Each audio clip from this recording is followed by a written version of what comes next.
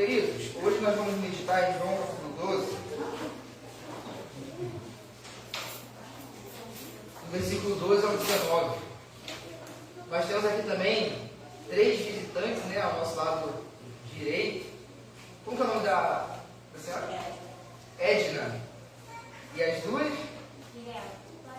Mirela e Larissa. Sejam super bem-vindas, tá bom? Deus abençoe a vida de cada um de vocês. Nós vamos meditar em João 12, do 12 ao 19, e diz assim a palavra de Deus. Jesus estava a caminho de Jerusalém. Uma grande multidão de viajantes tomou ramos de palmeiras e saiu: Hosana, bendito é o que vem em nome do Senhor, bendito é o Rei de Israel. Jesus conseguiu um jumentinho e montou nele, cumprindo a profecia que dizia: Não tenha medo, povo de Sião. Vejam, seu rei se aproxima, montado num jumentinho.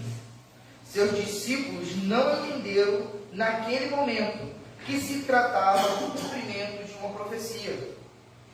Depois que Jesus foi glorificado, porém, eles se lembraram do que havia acontecido e perceberam que era a respeito dele que essas coisas tinham sido escritas. Muitos tinham visto quando Jesus mandou Lázaro sair do túmulo e o ressuscitou dos mortos, e contavam esse fato a outros. Destes, muitos saíram ao encontro de Jesus, porque tinham falar desse sinal. Veja, todo mundo o segue. Pai, abre os nossos olhos, em nome de Cristo Jesus e pela ação do bendito Espírito. Amém. Queridos, nós estamos na última semana de vida de Jesus Cristo, já foi dito isso domingo passado, mas é importante nós percebermos que Jesus está findando o seu ministério, está a cumprir a sua missão aqui na terra. E o versículo 12 diz o seguinte: no dia seguinte, correu pela cidade a notícia que Jesus estava a caminho de Jerusalém. Uma grande multidão de viajantes que tinham vindo para a Páscoa tomou ramos de palmeiras e saiu ao seu encontro, gritando. É interessante nós percebermos que Jesus estava em Betânia, porque ele foi para um jantar com uma família querida. Nós vimos isso no último sermão acerca de João. E agora correu a notícia: olha, Jesus está se deslocando da Betânia e indo para Jerusalém. E o que é muito interessante é que esse de Betânia é o matadouro. E que matadouro é esse? A grande e importante cidade de Jerusalém. Isaías 53, 7.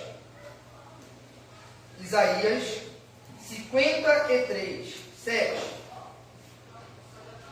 O profeta previu uma das atitudes mais belas de Jesus, o servo sofredor. Isaías 53, 7. Diz assim: Ele foi oprimido e humilhado, mas não disse uma só palavra. Olha agora: foi levado como cordeiro para o matadouro, como ovelha muda diante dos tosquiadores, não abriu a boca. Observe que o movimento de Jesus de Betânia para Jerusalém é atualmente um movimento de cumprimento dessa profecia. Jesus está indo como ovelha para o matadouro, de maneira muito consciente. E é impressionante que no tribunal, tanto religioso, naquele primeiro momento, quanto com Pilatos, ele foi como ovelha para o matadouro em silêncio. Ele aceitou a missão. Então é importante nós entendermos que os passos de Jesus para Jerusalém é nesta condição de ovelha, pronto para ser imolado. E aí, meus irmãos, vai falar que em Jerusalém havia uma grande multidão de visitantes. Por que havia uma grande multidão antes da festa da Páscoa? Porque provavelmente esses judeus vinham de longe e para poder participar da Páscoa precisava fazer rituais de purificação. cerimônias de limpeza. Então, eles provavelmente chegavam de maneira habitual uma semana antes da grande festa, porque assim eles poderiam tirar toda a impureza que talvez tivesse durante a viagem, para poder estar apto a participar da Páscoa, inclusive essa aqui sendo a última Páscoa, pelo menos em seu sentido de cumprimento com a pessoa de Jesus Cristo. E aqui eu queria dar uma ênfase no final de que tinha vindo para a Páscoa. E agora, ampliar um pouquinho esse sentimento. Porque aqui, como já foi dito, não é uma Páscoa simples, é a última. A Páscoa, que é a sombra do Cordeiro Pascual, agora em Jesus Cristo será cumprida. É por isso que nós, enquanto cristãos, comemoramos a Páscoa, porque foi nos dado essa tradição, mas não é a Páscoa judaica, porque ela se encerrou em Jesus Cristo. E aqui a sombra está pertinho da grande realidade que é Jesus. Nós precisamos entender que a Páscoa foi aquele grande memorial instituído por Deus para que o povo de Israel, que estava preso numa terrível escravidão no Egito, foi libertado com a mão poderosa do Senhor. Então a Páscoa trazia essa memória. Nós fomos resgatados por Deus. E antes de ser resgatado, houve uma espécie de substituição. Que substituição foi essa? Um cordeiro que foi imolado e o seu sangue foi aplicado. Mas aqueles que ficavam dentro da porta sairiam vivos ilesos por causa do mérito do sangue do cordeiro. Mas tudo isso é uma figuração daquilo que Jesus Cristo faria por nós. Então, meus irmãos, quando nós lemos João 12, falando dessa Páscoa, é o ponto culminante de toda a história. E isso é muito importante, porque os israelitas, depois da Páscoa, saíram do Egito e foram para o deserto, receberam outras festas, como memoriais. E nós sabemos que em Israel haviam 3 grandes festas: a Páscoa, a festa do tabernáculo e a festa da colheita, ou a festa do Pentecostes. E, meus irmãos, quem participou do cordeiro imolado, quem participou do sangue do cordeiro, saiu do Egito e pôde participar dessas 2 festas, que são muito importantes, do tabernáculo e da colheita, ou seja, do Pentecostes. E isso é muito interessante, porque esse calendário, esses eventos históricos, de alguma maneira, apontam para a realidade da instituição, pelo cordeiro que morreu pela família dos hebreus. Nós que somos cristãos, estamos aqui porque nós fomos o quê? Substituídos na cruz. Aquela cruz, a morte, deveria nos alcançar, deveria nos atingir, mas por causa do sangue de Jesus Cristo, nós não experimentaremos mais a morte eterna. Só que quando os hebreus saíram, eles tinham outra festa a comemorar. Que festa era essa? Tabernáculo. E o que significava essa festa? Significava um memorial de todo aquele trama no deserto. A festa do tabernáculo, eles montavam tendas nas ruas de Jerusalém e lembrava da peregrinação que eles fizeram até chegar à terra prometida. Isso, meus irmãos, aponta para a nossa condição de igreja. Pedro, em sua carta, vai chamar os cristãos de peregrinos. Por que peregrinos? Porque a condição daqueles que se encontram em Cristo Jesus é essa. Nós não temos residência fixa e eterna aqui, na identidade, porque foi substituído pelo Filho de Deus, que se encarnou e morreu por nós. E quando nós olhamos para o Cordeiro da Páscoa, nós encontramos a nossa condição de peregrinos. Nós estamos transitando nessa era. E o que é interessante, nós iremos participar, assim como os judeus, da terceira festa, que era a festa da colheita. Levítico, capítulo 23, versículo 10. Levítico, capítulo 23, versículo 10. Diz assim, 23, 10. dê as seguintes instruções ao povo de Israel: quando entrarem na terra que eu lhes dou e começarem a primeira colheita, levem ao sacerdote um feixe dos primeiros cereais de colheita. Ou seja, Israel foi libertado pela Páscoa, substituição, identidade. Tanto é que o israelita falava: eu sou um povo resgatado pelo Senhor. Eu sou um povo que foi libertado pelo Senhor. A condição de peregrino. E isso aponta para nós que, enquanto igreja, a eficácia do Cordeiro Pascual, nós também temos um destino certo. Moisés não falou para Israel se eles alcançassem a terra prometida. O que Moisés falou? Quando entrarem. Porque era certo. Canaã, a terra prometida, já estava certo pela garantia que o Senhor deu pela sua palavra. Se Deus imolou o seu próprio Filho por nós, quem é que pode impedir a nossa peregrinação até a Nova Jerusalém? Ninguém. É certo. Então, essas três grandes festas dos judeus, que começam na Páscoa, é de alguma maneira uma leitura de toda a realidade da Igreja de Cristo Jesus. Nós fomos beneficiados pelo sangue do Cordeiro, estamos hoje na condição de peregrinos, mas temos um destino certo: a Nova Jerusalém, a Nova Canaã. E nada pode impedir isso. Isso é maravilhoso. Isso é maravilhoso. Uma das coisas que mais gera ansiedade no ser humano é a falta de possibilidade de saber o que vai acontecer. Você está em Cristo Jesus. Se você entende que você é peregrino, você sabe também que o final já está determinado.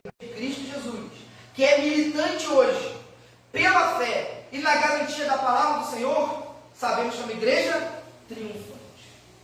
Que coisa maravilhosa. Tudo isso porque a Páscoa está chegando. Tudo isso porque Jesus está indo para a cruz, como um cordeiro pascual, em silêncio. Que coisa extraordinária. Nós podemos então ler o nosso momento e saber que estão com a passagem garantida para a Nova Jerusalém. Versículo 13 diz assim: tomou ramos de palmeiras, quem tomou? A multidão, e saiu ao seu encontro gritando: Hosana, bendito é o que vem em nome do Senhor, bendito é o Rei de Israel. Não havia nenhuma prescrição mosaica para que na festa da Páscoa houvesse ramos de palmeiras. Não havia. Então, de onde que eles tiraram isso? Certamente foi uma lembrança nacional da vitória que os judeus tiveram depois, em 141, com Simão Macabeu, quando Israel conseguiu uma independência política novamente. Todo esse movimento de reconquista de Israel fez com que o povo comemorasse com ramos, com as folhas das palmeiras. E quando Israel aqui está tendo essa leitura de que o rei de Israel está vindo, logo eles associam: a vitória de Israel está próxima. Por isso que, entoando o Salmo 118, versículo 25 e 26, eles cantam: Hosana, que significa salva agora. Bendito é o que vem em nome do Senhor. Bendito é o Rei de Israel. Então, o povo de Israel está inflamado com essa expectativa, com essa recapitulação de reconquista de Israel. Talvez agora Roma será subjugada a esse novo rei que está tão próximo de Jerusalém. Meus irmãos, que coisa esquisita. Porque a gente sabe que não era esse o propósito de Jesus. Porque é assim que não teve. No entanto, por causa das expectativas preconcebidas em nossa mente, nós não encontramos com Jesus de fato, com Jesus real. Eles estavam fabricando Jesus segundo os seus corações. E aí, quando viu, rapaz, aquele homem ressuscitou um morto, aquele homem está vindo para a Páscoa, imagina o burburinho que começa a surgir, a expectativa messiânica. Se ele é o rei, tal como foi Davi, ele vai ampliar nossas terras, ele vai sentar no trono, ele vai ganhar, nesse momento, aquilo que nós mais almejamos, que é a nossa dependência. Jesus realmente morreu na cruz para nos dar independência, mas do poder do pecado. Eles estão reduzindo a guerra de Jesus. Por mais grande que fosse a independência, no sentido de ganhar Roma, porque era o maior império da época, ainda assim, se eles ganhassem, era algo muito pequeno. Porque a grande bênção e a grande vitória estava longe da vista deles. Porque eles estavam auto-enganados com a falsa expectativa. Adoramos Jesus, a imagem de Jesus esquisito, que a gente não suporta Jesus. Quem aqui termina sofrimento, né? Mas às vezes quando a gente sofre muito, a gente sabe que isso pode acontecer. E na época sã, na época boa da vida, a gente fala, se isso acontecer, eu nunca vou negar Jesus. Mas quando acontece, a gente chega e pergunta assim, poxa Deus, por que comigo? A gente começa a questionar. A gente começa, poxa Jesus, mas eu sou fiel a Ti. Expectativa errônea do que significa o Salvador e o Senhor, Jesus Cristo. Nós precisamos sempre lutar com o nosso coração para nós não fabricarmos um Jesus que as próprias Escrituras não recomendam. Jesus genéricos, que estão a gosto. E aí, meus irmãos, o que é muito interessante é que Jesus aceitou o título de rei, porque de fato ele é rei. Mas a sua postura contrariou diametralmente, totalmente, as expectativas do ao entrar em Jerusalém com a política, e Jesus chega com um cavalo de guerra. Jerusalém explodia. Está vendo como Jesus não age ocasionalmente, ele é proposital? E o que é muito interessante, versículo 14, diz assim, Jesus, olha o verbo, conseguiu o jumentinho. Ele é um rei, ele não é um déspota. Ele é soberano, mas não é tirano. Olha o caráter de Jesus. Conseguiu um jumentinho. Marcos 11:3 vai falar isso. Que Jesus chegou para o seu discípulo, vai lá em tal lugar, você vai ver um homem assim. Fala, olha, o meu mestre precisa de jumentinho, mas quando terminar ele vai devolver. Que rei é esse, gente? Pede permissão e ele devolve. Não é um rei palatável para Israel, não é esse tipo de rei que eles querem. Mas o homem entregou o jumentinho para Jesus, com consciência de mordomia. E Jesus entrou em Jerusalém com o jumentinho emprestado. Agora, Jesus enviou seus discípulos para pedir um jumentinho, aqui ele sabia que estava. Nós não temos de recursos, dos nossos instrumentos, para fazer com que Jesus avance no seu reino. Ou talvez os discípulos viessem até Juninho, eu não vou emprestar não, mas Jesus aí, eu vou arranjar problema, eu não vou emprestar não. Jesus, em sua sabedoria, sabia quem pedia. Ele pediria a nós, Jesus. Eu vou essa ilustração que é muito interessante, né? Eu tenho batido, mas vale muito. Porque às vezes a pessoa conquista algo, um carro, coloca o adesivo, foi Deus que me deu. Aí Deus pede para usar. Não. Não é verdade. Aí a gente perde a consciência de mordomia. Esse dono do jumentinho sabia que ele não era o dono, ele é mordomo. Ele está a serviço de um rei. Se ele é rei, meus irmãos, assim nós devemos reconhecer. E colocar à sua disposição os nossos bens e tudo aquilo que nós temos. Russell Shedd, falecido Russell Shedd, muito querido, batista, né? Eu quase estudei com ele lá na Caróis, mas no ano que eu fui estudar, olha que coisa impressionante. No leite emprestado.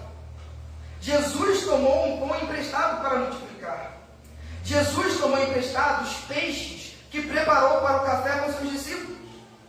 O barco em que ensinava foi emprestado. O jumentinho que entrou triunfantemente em Jerusalém também foi emprestado. A sala onde separou a Páscoa foi emprestado.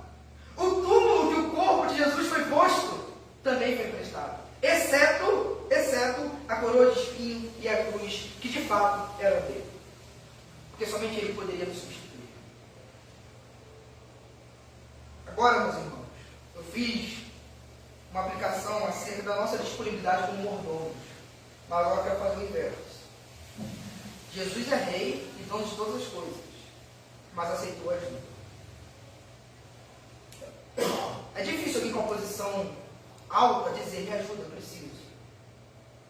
E às vezes a gente está numa situação porque a gente não aceita ajuda. Para de orgulho, para de imagem. Reconhecer que eu sou fraco, reconhecer que eu preciso disso, reconhecer que eu preciso emprestado, reconhecer o caráter do rei daqueles que os israelitas estavam projetando e esperando. Jesus foi assim, um rei simples, um rei servo. E o versículo 14 ainda diz que ele montou no jumentinho, montou nele, cumprindo a profecia que dizia, versículo 15, não tenha medo, povo de Sião. Vejam, seu rei se aproxima, montado no jumentinho. Meus irmãos, Jesus fez tudo o que fez para cumprir a profecia, ou seja, a sua vida era uma vida escriturística, ou seja, a sua vida era uma encarnação da própria palavra de Deus. Ele procurava encarnar em si mesmo aquilo que ele sabia da palavra de Deus. Muitas profecias acerca de Jesus, humanamente falando, não poderia ser arquitetado por ele. Às vezes algumas pessoas falam, não, tudo isso foi falado. Aqui realmente Jesus fez de propósito, foi para cumprir a profecia de Zacarias. Mas Jesus, enquanto fé, não poderia escolher nascer em Belém.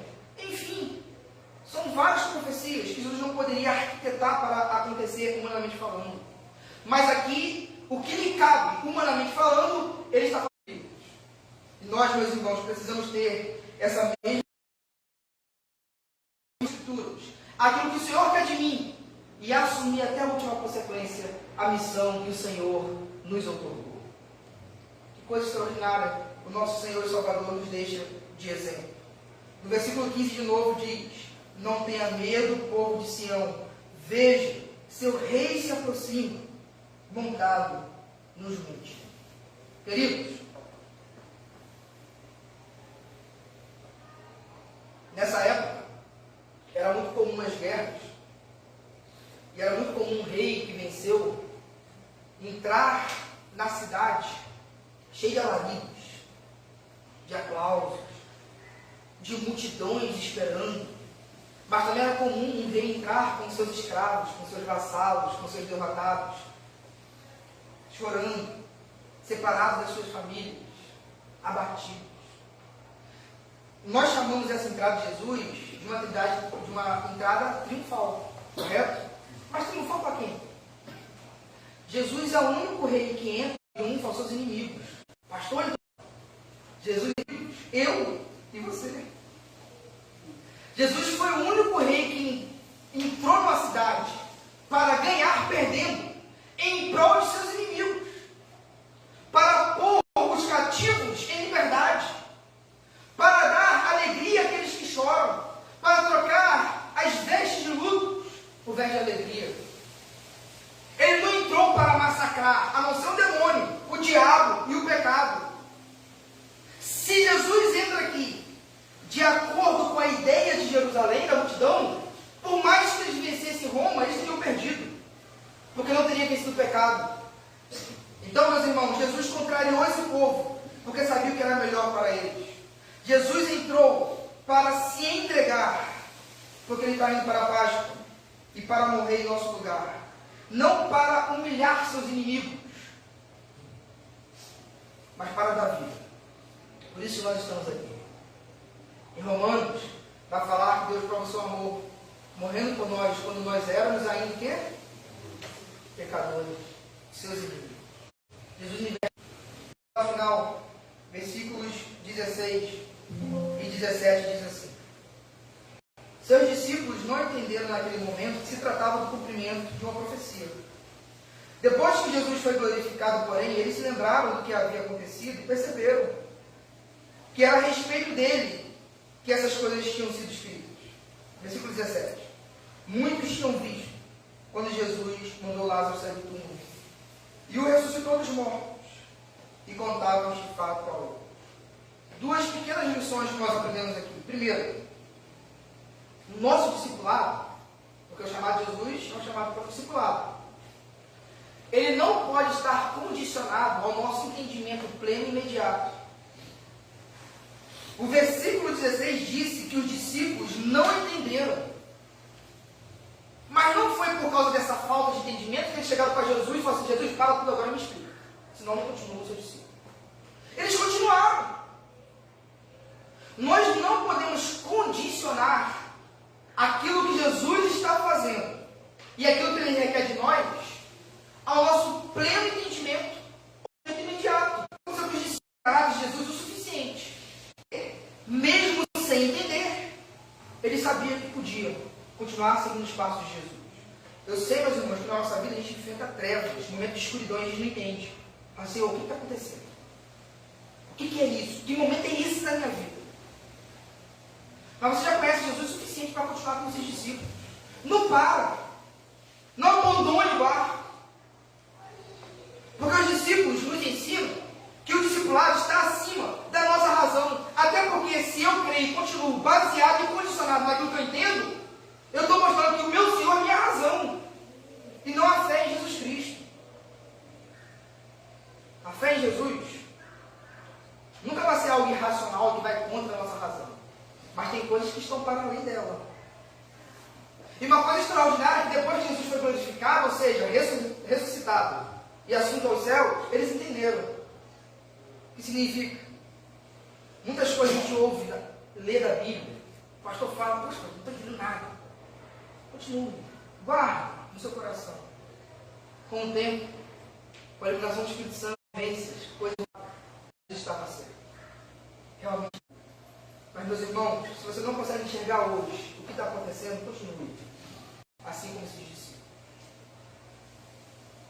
E é nos dito no versículo 18 que as pessoas contavam uns aos outros aquilo que Jesus fez por Lázaro. Essa multidão tinha pessoas que estavam sinceras e estavam testemunhando aquilo que Jesus fez. Queridos, eles não precisaram de um momento oportuno de um palco para falar o que Jesus fez. Na esteira da vida, eles estavam compartilhando aquilo que viveram de Jesus. Nós precisamos inserir o elemento do Evangelho na nossa vida cotidiana, no dia a dia. E dar testemunho daquilo que a gente viu Jesus fazendo para os nossos irmãos e daquilo que Jesus tem feito por nós. E para encerrar, para ler o versículo 19, que diz assim: Então os fariseus disseram uns aos outros: Não podemos fazer nada. Veja, todo mundo o segue. Os fariseus aqui é um símbolo de um reino contra o reino de Jesus. E eles estão vendo assim, gente, não adianta. O que vamos poder fazer? Está todo mundo seguindo esse homem. Ficava de escanteio olhando. Isso nos diz, meus irmãos, em um de seus dizeres, na última carta do Novo Testamento, Apocalipse, fala que uma grande multidão de tribos, línguas e nações adorarão o Cordeiro.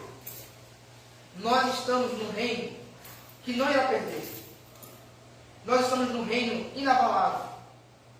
Porque Jesus, que é o Rei, e que morreu por nós, agora está assentado à destra do Pai, no trono davídico, que é maior do que o próprio rei da história de Israel, Davi. Porque ele agora está ordenando toda a história, não mais um reino político, mas todo mundo. E nós estamos nesse reino, participando disso. Eu quero finalizar, obviamente, com uma aplicação missionária. Esse reino que é inabalável nos dá o privilégio de participar dele. E um dia, nós vamos chegar e perceber como foi bom eu ter participado desse reino. Como foi bom ter investido. Como foi bom ter estado presente. Como foi bom ter sido integrante desse reino. E aí, meus irmãos, a grande vitória será na colheita. Quando nós nos encontrarmos com Jesus Cristo, que está na Nova Jerusalém. E todos porque de Evangelho de justiça, que quer salvar. Por isso, a convocação dessa noite é: vamos abraçar a causa missionária. Vamos expandir esse reino do Brasil e fazer com que o Rei Jesus receba toda a honra, toda a glória e todo o louvor. Amém, meus irmãos? Quero pedir a igreja para se colocar de pé. Lembrando que nós vamos ter a nossa cantina. Além de saborear um salgado, os irmãos estarão contribuindo com a campanha de missões. Quinta-feira, se Deus permitir, nós teremos o nosso culto de estudo e de oração. Sábado, com a permissão do Senhor, tempo ajudando, nós teremos o nosso mutirão. Esse mês a gente precisa terminar, mas este mês é o aniversário da igreja. E à noite, o nosso culto, IBD de manhã, e o nosso culto à noite, com a permissão do Senhor.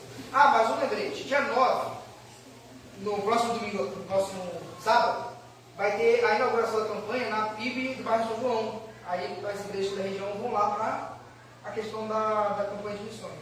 Quem quiser ir, todos estão convidados. Vamos orar. Obrigado, Jesus, por essa oportunidade de estarmos aqui diante do Senhor, que morreu a nossa morte, mas que ressuscitou.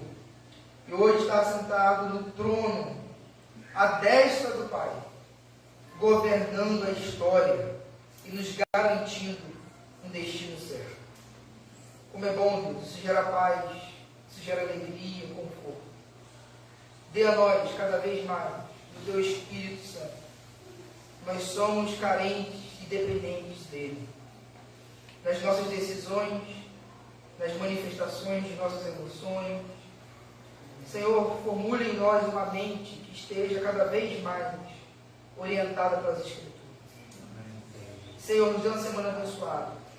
E continue falando nos nossos corações. Em nome de Cristo Jesus. Que o amor de Deus e a graça de Cristo Jesus e o auxílio do Espírito Santo seja com toda a igreja, hoje e para todo sempre. Amém. A igreja pode se assentar, orações silenciosas, estamos encerrando o culto dessa noite.